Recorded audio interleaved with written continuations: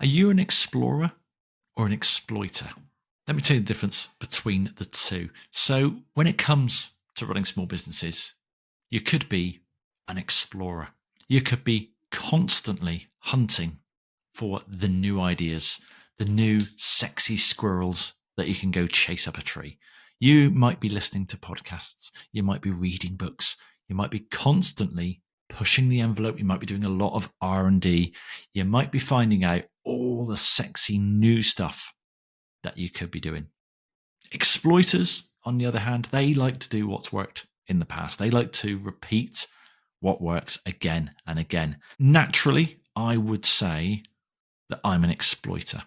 I've written a book called Routine Machine, which is all about repeating and optimizing what works. For me, exploiters, and I don't mean that in a derogatory term by any stretch of the imagination, but for me, exploiters are about optimizing what works. It's about, we know that doing this thing works. Let's do it again. Let's do it better. Let's do it bigger. Let's scale it up. Let's perfect this one area. Let's exploit every last inch of this thing that we know works. Whereas explorers are how we discover the new things that might work. If you only do one, then you don't benefit from the other. If you are merely an explorer, you may stumble on the next big idea. But when you do stumble on that idea, you're then not going to exploit that new idea. You're going to be off hunting for the new shiny object. And if you are merely an exploiter, then I'm guessing you don't have a website right now because, well, the internet's this new fangled thing, isn't it? You are going to be eventually optimizing something that is outdated, something that isn't innovative. And the key is getting that balance just right.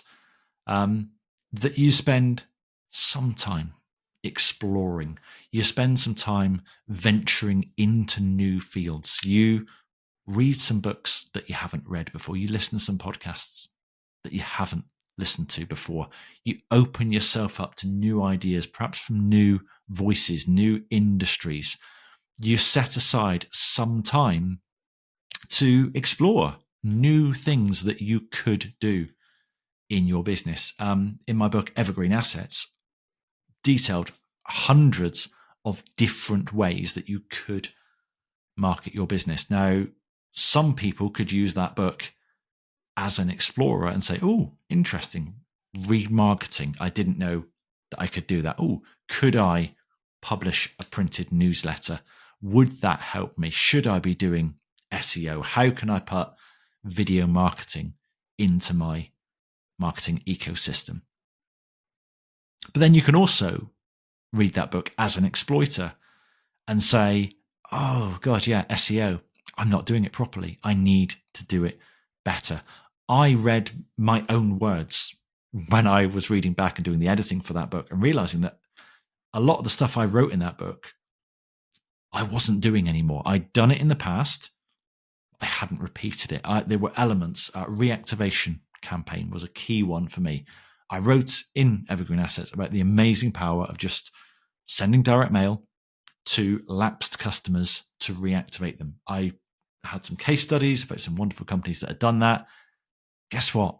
I wasn't exploiting that myself. I'd previously explored it. I knew it existed, but I was too busy exploring other areas to exploit that in my own business. So it's about, for me, getting that balance between spending some time exploring and some time exploiting. Because if you don't exploit what you already know, you don't become better. You don't stack up the marginal gains. You don't get these 1% improvements stacking up and improving and making things better every single week. You just keep repeating the same thing. It's the old, I've got 20 years experience, but it's the same year repeated again and again and again.